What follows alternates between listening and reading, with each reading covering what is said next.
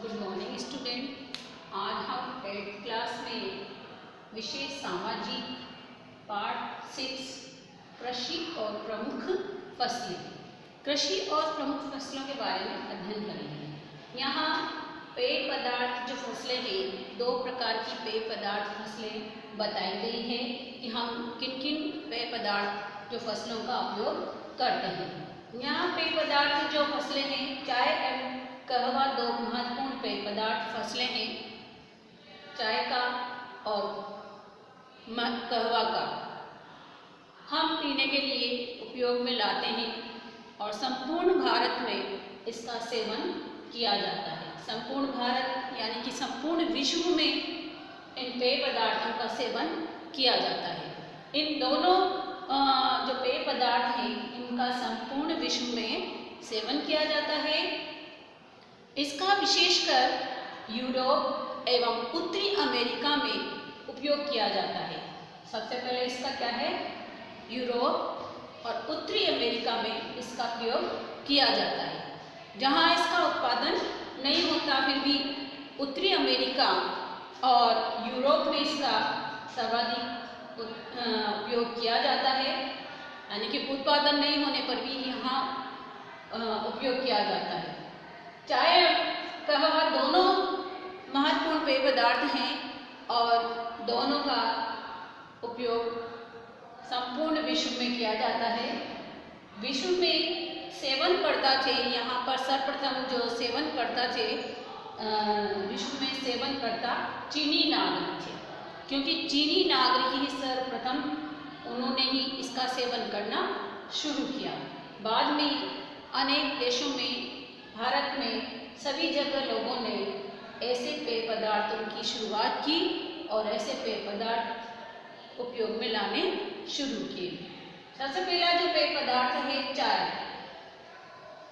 चाय और दूसरा है कहवा। सबसे पहले हम देखेंगे चाय कि चाय पहले जो इसका उत्पादन होता था, उत्पादन किस प्रकार किया जाता है कि चाय को कैसे उगाया जाता है। पहले इसको झाड़ियों की बुआई कर दी जाती है और 4-5 वर्षों पश्चात चाय तोड़ने हेतु तैयार हो जाती है। इसमें झाड़ियाँ में पत्तियाँ उगने लग जाती है और झाड़ियाँ की जैसी बुआई की जाती है और झाड़ियों में 4-5 वर्ष के बाद इसमें ये चाय की फसल पककर तैयार होती है और तोड़ने के लिए ये सस्ते श्रमिकों की भी आवश्यकता होती है, क्योंकि यहाँ पर जो चाय का बागान होता है, चाय की जो फसल उत्पादित की जाती है, एक एक पत्तियाँ चुनकर चाय को इकट्ठा किया जाता है। फिर इसको चाय को मार्केट में लाया जाता है। तो यहाँ पर जो चाय का जब उत्पादन होता है, ये झाड़ियों की बुआई की जाती है और 4-5 वर्ष बाद ये तैयार हो जाती है और चाय का पौधा एक झाड़ी की पत्तियों में प्रकीर्णन के पश्चात चाय की पत्तियां प्रदान करता है। झाड़ियों में पत्तियां उगती हैं, फूटती हैं और वही चाय की जो पत्तियां हैं, वो चाय की पत्तियां ही चाय के रूप में हमें प्रदान की जाती है। जो उष्ण मानसून क्षेत्रों में या ढालू जो पहाड़ी क्षेत्र है, उनमें खूब इस प्रकार के बागान उगाए जाते हैं चाय के। ये या तो ढालू पहाड़ी क्षेत्रों में होती है या उष्ण मानसूनी जो क्षेत्र होते हैं, वहाँ पर चाय का उत्पादन किया जाता है। चाय का जो उत्पादन के लिए यहाँ उसके लिए मिट्टी गहरी, उर्वरक एवं हुमस से पूर्ण होनी चाहिए। चाय के उत्पादन के लिए जो मिट्टी है, वो मिट्टी किस प्रकार की हो, ये गहरी, उर्वर एवं हुमस से परिपूर्ण मिट्टी होना चाहिए। चाय के लिए जो तापमान है 25 डिग्री सेल्सियस तापमान की आवश्यकता होती है। चाय का जो पौधा होता है, उसमें कम से कम 25 डिग्री सेल्सियस तापमान की आवश्यकता होती है तथा 125 से 250 सेमी के बीच की वर्षा की भी आवश्यकता पड़ती है।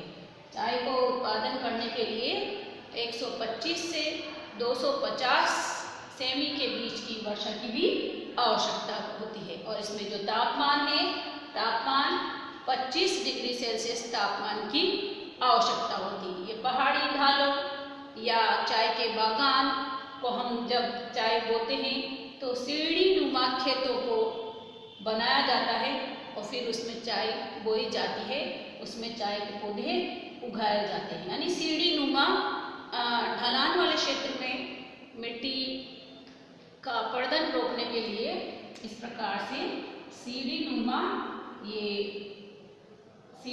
इस प्रकार से जो ऐसे ढलान वाले क्षेत्र में ऐसे स्थानों पर बोई जाती है। और यहाँ पर जो सीढ़ी नुमा खेत बनाए जाते हैं और खेतों में चाय उगाई जाती है। देखो, जब भी चाय बोई जाती है तो चाय बोने के लिए जो अगर ढलान वाले जो क्षेत्र होते हैं तो इस प्रकार से सीढ़ी नुमा खेत बनाए जाते हैं। भारत विश्व का सबसे चाय उत्पादक देश है। भारत में जो है चाय उत्पादक विश्व में सबसे बड़ा चाय उत्पादक देश है। यहाँ पर श्रीलंका है, चीन है, बांग्लादेश है या जापान है, इंडोनेशिया है, अर्जेंटीना है या चाय उत्पादक देश है जहाँ पर चाय का ज़्यादा से ज़्यादा उत्पादन होता है। और इन विभिन्न देशों में चाय का उत्पादन होता है और निर्यात भी किया जाता है। अब आता है कहवा। पहला जो पेय पदार्थ था चाय, अब दूसरा आता है कहवा। कहवा ये पेय पदार्थ फसल है और इस प्रकार की फसल उष्णकटिबंधीय जलवायु में पाई जाती है। कहवा के जो बागान हैं और इस प्रकार ये उष्णकटिबंधीय क्षेत्रों में इस प्रकार का पेय पदार्थ है वो पाया जाता है। या तो समुद्र के तल से 300 से या 500 से या 1500 मीटर की ऊंचाई के मध्य जो उच्च भूमि ढालों या सफलतापूर्वक इसे उगाया जाता है। ऐसा ढाल होता है जहाँ समुद्री तल से या तो 500 से 1500 मीटर की ऊंचाई के मध्य जो उच्च भूमि ढाल वाला जो क्षेत्र होता है वहाँ पर कहवा का उत्पादन किया जाता है। समुद्री के तल के आसपास के जो क्षेत्र होते हैं या तो 500 या 1500 से मीटर की ऊंचाई के जो मध्य स्थान या मध्य की ऊंची जो भूमि है उन ढाल वाले सफलतापूर्वक कहवा का उत्पादन किया जाता है, कहवा की खेती की जाती है। तो यहाँ कहवा का उत्पादन दो प्रमुख किस्मों में किया जाता है। एक तो है अरेबिका और दूसरी है रोबस्टा। पहली तो है अरेबिका, दूसरा है रोबस्टा। रोबस्टा और अरेबिका दो प्रकार की कहवा की फसलें बोई जाती है और ये अन्य प्रजातियों में लाइबेरिया या एलिस्काया का सम्मिलित है। और इस प्रकार कहवा की दो प्रकार की किस्में विभिन्न क्षेत्रों में बोई जाती है। कहवा का जो पौधा होता है वह उच्च आर्द्र जलवायु दशाओं में पनपता है। जहाँ पर उच्च आर्द्र जलवायु होती है वहाँ कहवा का पौधा पनपता है। इसके लिए 160 से 250 सेमी के मध्य वर्षा की आवश्यकता होती है। यानी यहाँ पर कहवा की वर्षा 160 से 250 सेमी वर्षा की आवश्यकता होती है। और कहवा का उत्पादन के लिए जो तापमान है वो तापमान कहवा के लिए 15 डिग्री सेल्सियस से 25 डिग्री सेल्सियस तक के उच्च तापमान वाली गर्म जलवायु की आवश्यकता होती है। देखो, कहवा का जो उत्पादन होता है उसके लिए 160 से 250 वर्षा की आवश्यकता होती है तथा 15 डिग्री सेल्सियस से 25 डिग्री सेल्सियस तक तापमान की आवश्यकता होती है। यह गर्म जलवायु तथा समृद्ध गहरी मिट्टी में बोया जा सकता है। जल की आवश्यकता होती है और लेटेराइट मिट्टी सर्वाधिक इसके लिए कहवा की खेती के लिए या उत्पादन के लिए उपयुक्त ब्राजील प्रमुख कहवा उत्पादक देश है। सबसे ज़्यादा ब्राजील में कहवा का उत्पादन होता है। ब्राजील विश्व का कहवा का कटोरा माना जाता है या कहवा कटोरा कहा जाता है। कोलंबिया जो है दूसरा सबसे बड़ा कहवा उत्पादक देश है। सबसे पहला जो प्रथम देश है ब्राजील है। ब्राजील के बाद दूसरा कंबोडिया का आता है।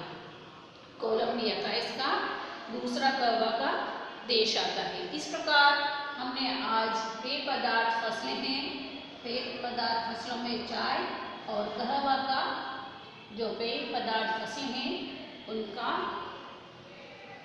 वर्णन देखा कि किस प्रकार ये फसलें अपना महत्वपूर्ण स्थान रखती है और हम इसका उपयोग करते हैं।